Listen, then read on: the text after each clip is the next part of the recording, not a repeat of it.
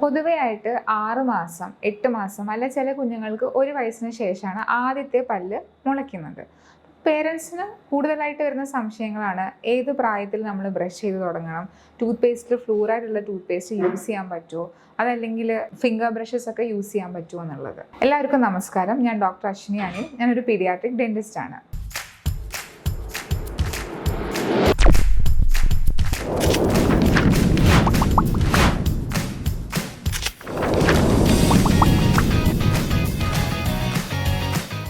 ഇപ്പോൾ പറഞ്ഞ 2 ഫാക്ടേഴ്സ്, ബോട്ടിൽ ഫീഡിങ്ങും ബ്രസ്റ്റ് ഫീഡിങ്ങും, അതല്ലാണ്ട് പിന്നെ നമ്മൾ ഇവർക്ക് ഈ സെമി സോളിഡ് ഫുഡ്, സോളിഡ് ഫോംസിലൊക്കെ ഫുഡ് കൊടുത്തു തുടങ്ങുമ്പോൾ പിന്നെ വരുന്ന കാര്യങ്ങളാണ് ഇപ്പോഴത്തെ ബേക്കറി ഐറ്റംസ്, അതായത് ബിസ്ക്കറ്റ്സ്, കുക്കീസ്, ഈ ചോക്ലേറ്റ് ബിസ്ക്കറ്റ്സ് കാര്യങ്ങളൊക്കെ. അപ്പോൾ അതൊക്കെ ഈ സ്റ്റിക്കി ഫോംസിൽ ഫുഡ് ഐറ്റംസ് ആയതുകൊണ്ട് തന്നെ എസ്പെഷ്യലി ഇപ്പം പ്ലേ സ്കൂളൊക്കെ പോകുമ്പം വളരെ കൺവീനിയൻ്റ് ആയിട്ട് എല്ലാ പേരൻസും ഫ്രൂട്ട്സിന് പകരം കൊടുക്കുന്നത് ബിസ്ക്കറ്റ്സ് ആണ്. എന്നിട്ട് നമ്മളൊരു സ്റ്റേറ്റ്മെൻറ്റും പറയും, അതെങ്കിലും കഴിക്കുന്നുണ്ടല്ലോ, വേറെ ഒന്നും കഴിച്ചില്ലെങ്കിലും കുഴപ്പമില്ല, അതെങ്കിലും അവർ കഴിച്ച് അവരെ വിശപ്പ് ഓക്കെ ആവുന്നുണ്ടോ എന്നുള്ളൊരു സ്റ്റേറ്റ്മെൻ്റ് ആണ്. പക്ഷെ നമ്മളൊന്ന് ആലോചിച്ച് നോക്കിയേ, ഇപ്പോൾ ഒരു കുഞ്ഞ് രാവിലെ പ്ലേ സ്കൂളിൽ പോയി ചിലപ്പോൾ ഈവനിങ് ആയിരിക്കും വരിക, അതിൻ്റെ ഇടയ്ക്ക് അവർ ചിലപ്പോൾ സ്നാക്സ് മാത്രമേ കഴിച്ചിട്ടുണ്ടാവുള്ളൂ. അപ്പോൾ ഒരു ലോങ് പീരീഡ് ഈ സ്റ്റിക്കി ഫുഡ് ഐറ്റംസ് കുഞ്ഞിൻ്റെ പല്ല് ഒട്ടിയിരിക്കുകയാണ്. അപ്പോൾ അത്രയും ടൈം പീരീഡിലത് ഒട്ടിയിരിക്കും. അത് എല്ലാ ദിവസവും ഈ ആക്ടിവിറ്റി കണ്ടിന്യൂ ചെയ്തിരിക്കുമ്പം പെട്ടെന്ന് പാൽപ്പല്ല് കേടുവരും.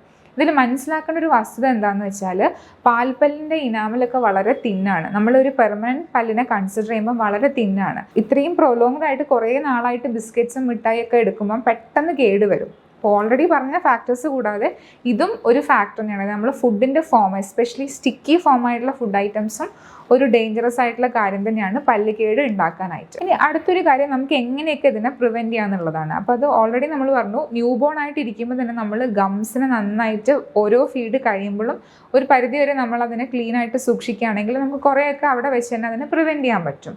പിന്നെ 6 മാസം അല്ലെങ്കിൽ 8 മാസത്തിൽ പല്ല് വരുമ്പോൾ നമുക്ക് ഫ്ലെക്സിബിൾ ആയിട്ടുള്ള സിലിക്കോൺ ഫിംഗർ ബ്രഷസ് അവൈലബിൾ ആണ്. അപ്പോൾ ആ പല്ല് വരുന്ന സമയത്ത് തന്നെ നമ്മൾ പേസ്റ്റ് ഒന്നും യൂസ് ചെയ്യണ്ട, ജസ്റ്റ് ആ ഫ്ലെക്സിബിൾ ആയിട്ടുള്ള സിലിക്കോൺ ബ്രഷസ് വെച്ചിട്ട് പല്ലുകൾ ഒന്ന് ക്ലീൻ ചെയ്ത് കൊടുക്കുക, മോണയും ഒന്ന് ക്ലീൻ ചെയ്ത് കൊടുക്കുകയാണെങ്കിൽ ആ ടൈം പീരീഡിൽ അത്രയും പ്രിവെൻറ്റീവ് മെഷേഴ്സ് മതി. അത് കഴിഞ്ഞൊരു 1.5 വയസ്സ് 2 വയസ്സൊക്കെ ആവുന്ന സമയം നമുക്ക് പതുക്കെ ഈ ബ്രഷിൻ്റെ ഫോംസ് മാറ്റാം. ഫിംഗർ ബ്രഷ് മാറ്റിയിട്ട് നമ്മൾ വലിയ ആൾക്കാരുടെ ബ്രഷ് പോലെ മിനിയേച്ചർ ഫോംസിൽ സോഫ്റ്റ് ബ്രിസിൽഡ് ആയിട്ടുള്ള കുട്ടികളുടെ പീഡിയാട്രിക് ബ്രഷസ് അവൈലബിൾ ആണ്. അപ്പോൾ അതും ഇതുപോലെ നമുക്ക് ടൂത്ത് പേസ്റ്റ് യൂസ് ചെയ്യാം. ടൂത്ത് പേസ്റ്റ് യൂസ് ചെയ്യേണ്ട ഒരു ഏജ് എന്ന് വെച്ചാൽ കുഞ്ഞ് എപ്പോഴാണോ തുപ്പാൻ പഠിക്കുന്നത് ആ ഒരു ഏജ് മുതൽ നമുക്ക് ടൂത്ത് പേസ്റ്റ് കുഞ്ഞുങ്ങൾക്ക് അഡ്വക്കേറ്റ് ചെയ്യാവുന്നതാണ്. അതിൽ യൂഷ്വലി നമ്മൾ എപ്പോഴും യൂസ് ചെയ്യേണ്ടത് ഫ്ലൂറിഡേറ്റഡ് ടൂത്ത് പേസ്റ്റ് ആണ്. അപ്പോൾ അത് എന്തുകൊണ്ടാണെന്ന് വെച്ചാൽ കാൽഷ്യം, ഫോസ്ഫറസ്, ഫ്ലൂറൈഡ്, ഈ 3 എലമെൻറ്റ്സ് ആണ് പല്ലിന് ഏറ്റവും ഇമ്പോർട്ടൻ്റ് ആയിട്ട് വേണ്ടത്. അതിൽ കാൽഷ്യം, ഫോസ്ഫറസ് ഒക്കെ നമ്മൾ കഴിക്കുന്ന ഫുഡിൽ നിന്ന് കുഞ്ഞുങ്ങൾക്ക് അധികം പല്ലിൻ്റെ സ്ട്രെങ്ത്തിന് വേണ്ടി കിട്ടും. പക്ഷേ ഫ്ലൂറൈഡ് നമ്മൾ കഴിക്കുന്ന ഫുഡ് ഐറ്റംസ് എമൗണ്ട് കുറവാണ്. അപ്പം നമുക്കത് ഈ ടൂത്ത് പേസ്റ്റിലൂടെയും അതല്ല നമുക്ക് ക്ലിനിക്കലി ടോപ്പിക്കൽ ഫ്ലൂറൈഡ് അപ്ലിക്കേഷൻ വഴിയൊക്കെ നമുക്ക് ചെയ്യാൻ പറ്റും. അപ്പോൾ ഈ ഫ്ലൂറൈഡിൻ്റെ അംശം കൂടുതലാണെങ്കിലും പ്രശ്നമാണ് കേട്ടോ, കാരണം അത് കൂടുതൽ കുഞ്ഞുങ്ങൾ സ്വാലോ ചെയ്താൽ സിസ്റ്റമിക് ആയിട്ട് ഇഷ്യൂസ് വരും. അപ്പോൾ അതിൻ്റെ എമൗണ്ട്, നമ്മൾ ടൂത്ത് പേസ്റ്റ് എടുക്കുന്ന എമൗണ്ട് വളരെ ഇമ്പോർട്ടൻ്റ് ആണ്. 3 വയസ്സിൽ താഴെയുള്ള കുട്ടികൾക്ക് നമ്മളൊരു അരിമണിയുടെ സൈസ്, അതായത് ഒരു റൈസ് ഗ്രെയിനോ അല്ലെങ്കിൽ ഒരു പേപ്പർ തിക്നെസ്സിൽ മാത്രമേ നമ്മൾ tooth paste, fluoridated tooth paste എടുക്കാൻ പാടുള്ളൂ. അതുപോലെ 3 ഇയേഴ്സ് എബോവ് ആയിട്ടുള്ള കുഞ്ഞുങ്ങൾക്ക് ഒരു പീനട്ട് സൈസിൽ ആയിരിക്കണം, അല്ലെങ്കിൽ ഗ്രീൻ പീ സൈസിലായിരിക്കണം ടൂത്ത് പേസ്റ്റ് എടുക്കേണ്ടത്. അത് എന്തുകൊണ്ടാണെന്ന് വെച്ചാൽ ഈ ഫ്ലൂറിഡേറ്റഡ് ടൂത്ത് പേസ്റ്റ് സ്വാലോ ചെയ്യുന്നത് അവോയ്ഡ് ചെയ്യാൻ വേണ്ടിയിട്ടാണ്. ഈ ഒരു ഏജിൽ നമുക്ക് ഏറ്റവും ഇമ്പോർട്ടൻ്റ് ആയിട്ട് ഇൻട്രൊഡ്യൂസ് ചെയ്യാവുന്ന ഒരു കൺസെപ്റ്റാണ് ഡെൻ്റൽ ഹോം കൺസെപ്റ്റ്. അപ്പോൾ യൂഷ്വലി പാരൻസ് എപ്പോഴും പല്ലിന് എന്തെങ്കിലും കളർ വ്യത്യാസം വരുമ്പോഴോ പെയിൻ ആയിട്ട് വരുമ്പോഴോ ആയിരിക്കും ഡെന്റിസ്റ്റിൻ്റെ അടുത്ത് അല്ലെങ്കിൽ ഒരു പീഡിയാട്രിക് ഡെന്റിസ്റ്റിനെ കാണിക്കാൻ കൊണ്ടുപോകുക. പക്ഷേ ആ സമയത്ത് ഒരു ഡെന്റിസ്റ്റിനെ കാണുമ്പം കുഞ്ഞുങ്ങൾക്ക് എപ്പോഴും പേടിയായിരിക്കും. അതിനൊരു കാരണക്കാരൻ നമ്മൾ പേരൻസും ഗ്രാൻഡ് പാരൻസും തന്നെയാണ്.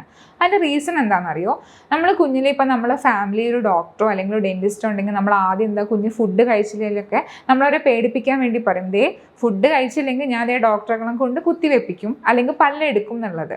ഈ 2 വയസ്സായ കുഞ്ഞിനും 3 വയസ്സായ കൊച്ചിനൊന്നും പല്ല് എടുക്കുക എന്ന് പറഞ്ഞത് ചിലപ്പം എന്താ പ്രൊസീജിയർ എന്ന് അറിയണ്ടാവില്ല. പക്ഷെ അവരെപ്പോഴും നോട്ടീസ് ചെയ്യുന്നൊരു പോയിന്റ് കുത്തിവെക്കും. അതായത് ജനിക്കുന്ന കാലം മുതൽ കുഞ്ഞുങ്ങൾ ഓരോ വാക്സിനേഷൻ എക്സ്പീരിയൻസ് ചെയ്യാണ്. അപ്പോൾ 2 വയസ്സിലും 3 വയസ്സിലൊക്കെ ഈ വാക്സിനേഷൻ എടുക്കുന്നതുകൊണ്ട് കുത്തിവെപ്പ് എന്താണെന്ന് അറിയുന്നുണ്ടോ. അപ്പോൾ ഡെന്റിസ്റ്റിനെ കാണുമ്പോൾ തന്നെ അവരാലോചിക്കുന്നത് കുത്തിവെക്കും എന്നുള്ളതാണ്. അപ്പം ഈ ഒരു ഫിയർ നമ്മൾ ചെറുപ്പത്തിലെ കുഞ്ഞുങ്ങൾക്ക് ഇഞ്ചെക്ട് ചെയ്ത് കൊടുക്കുമ്പം 2 വയസ്സ് അല്ലെങ്കിൽ 3 വയസ്സ് നമ്മളൊരു കുഞ്ഞിനെ ഡെന്റിസ്റ്റിൻ്റെ അടുത്തേക്ക് കൊണ്ടുവരുമ്പോൾ തീർച്ചയായിട്ടും അവർ പേടിയായിരിക്കും. അല്ലേ? നമുക്കൊരു അഡൽറ്റിനെ പോലെ ഒരിക്കലും ഒരു പീഡിയാട്രിക് ചൈൽഡ് അല്ലെങ്കിൽ ഒരു കുട്ടി ഡെൻ്റൽ ചെയറിൽ പ്രോപ്പറായിട്ട് ഇരുന്നിട്ട് ട്രീറ്റ്മെൻറ്റ് ചെയ്യാന്ന് പറയുന്നത് ഭയങ്കര ഡിഫിക്കൽട്ടാണ്. അപ്പോൾ അതിൻ്റെ കൂടെ ഇത്രയും ഫിയേഴ്സ് ഉണ്ടാകുമ്പോൾ നമുക്ക് ട്രീറ്റ്മെൻറ്റ് സാധാ രീതിയിൽ പ്രൊസീഡ് ചെയ്യാൻ പറ്റത്തില്ല. അപ്പോൾ അതുകൊണ്ടാണ് ഈ ഡെൻ്റൽ ഹോം കൺസെപ്റ്റ് എന്ന് പറയുന്നത്. അതായത് ആ കൺസെപ്റ്റ് അനുസരിച്ചിട്ട് ആദ്യമായിട്ട് ഒരു കുഞ്ഞിൻ്റെ ഫസ്റ്റ് ഡെൻ്റൽ വിസിറ്റ് എന്ന് പറയുന്നത് ആദ്യത്തെ ബർത്ത്ഡേക്ക് മുമ്പെയോ അല്ലെങ്കിൽ ആദ്യത്തെ പല്ല് വരുന്ന ടൈമിലോ ആയിരിക്കണം. അതായത് ഏകദേശം ഒരു 6 മാസം അല്ലെങ്കിൽ 1 വയസ്സിൻ്റെ ഉള്ളിലായിരിക്കും. എന്നിട്ട് നമ്മൾ ആ ഡോക്ടർ തന്നെ കുഞ്ഞിനെ സ്ഥിരമായിട്ട് ഒരു പീഡിയാട്രിക് ഡെന്റിസ്റ്റിനെ സ്ഥിരമായിട്ട് കാണിക്കുകയാണെങ്കിൽ കുഞ്ഞ് തീർച്ചയായിട്ടും ആ ഡോക്ടറായിട്ട് കുറച്ചുകൂടി ഫെമിലറൈസ്ഡ് ആവും. അപ്പോൾ എല്ലാ 6 മന്ത്സ് കൂടുമ്പോൾ ഒരു റെഗുലർ ചെക്കപ്പിന് ഡോക്ടറെ അടുത്ത് പോകുമ്പോൾ കുറച്ചും കൂടി ഫ്രണ്ട്ലി ആയിരിക്കും. അതൊരു ഫാമിലി ഡോക്ടറായിട്ട് കുഞ്ഞ് കൺസിഡർ ചെയ്യും. പിന്നെ അധിക പീഡിയാട്രിക് ഡെന്റൽ ക്ലിനിക്കുകളും കിഡ്സ് ഫ്രണ്ട്ലി ആയിരിക്കും. അവർക്കൊരു പ്ലേ ഏരിയ ഉണ്ടായിരിക്കും.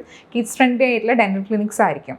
അപ്പോൾ അതൊരു ഫ്രണ്ട്ലി അറ്റ്മോസ്ഫിയർ ആയതുകൊണ്ട് തന്നെ നമുക്ക് ഈ ഓരോ പ്രൊസീജിയറിലുമുള്ള പേടി കരച്ചിലൊക്കെ ഒരു പരിധി വരെ അവോയ്ഡ് ചെയ്യാൻ പറ്റും. അപ്പോൾ നമ്മൾ ഇതുവരെയുള്ള വീഡിയോസിൽ പ്രഗ്നൻസിയിൽ വരുന്ന കോമൺ ആയിട്ടുള്ള ഓറൽ ഹെൽത്ത് കണ്ടീഷൻസ്, അതുപോലെ ന്യൂ ബോൺ ആയിട്ടുള്ള ഇൻഫൻറ്റ് ബേബീസിൽ കൊടുക്കേണ്ട കാണുന്ന ഡെൻ്റൽ ഡിസീസസ്, അതിൻ്റെ ട്രീറ്റ്മെൻറ്റ് അവെയർനെസ്, എന്തൊക്കെ കോസസ് കാരണം കൊണ്ടാണ് ഈ ഒരു കണ്ടീഷൻസ് ഒക്കെ വരുന്നത് എന്നുള്ളതാണ് നമ്മൾ ഇൻക്ലൂഡ് ചെയ്തിരിക്കുന്നത്. അപ്പം അടുത്ത വീഡിയോസിൽ നമ്മൾ ഇനി കുഞ്ഞുങ്ങളുടെ ഓരോ ഏജ് ഗ്രൂപ്പിൽ എന്തൊക്കെ ട്രീറ്റ്മെൻറ്റ് മൊഡാലിറ്റീസ് ഉണ്ട്, എന്തൊക്കെ കാരണം കൊണ്ട് നമുക്ക് ഈ ഡെൻ്റൽ കെയറിന് നമുക്ക് കുറച്ചുകൂടി ഇമ്പോർട്ടൻസ് കൊടുക്കാൻ പറ്റും, എന്തൊക്കെയാണ് അതിൻ്റെ കോസസ് എന്നായിരിക്കും അടുത്ത വീഡിയോസിൽ നമ്മൾ ഡിസ്കസ് ചെയ്യുക.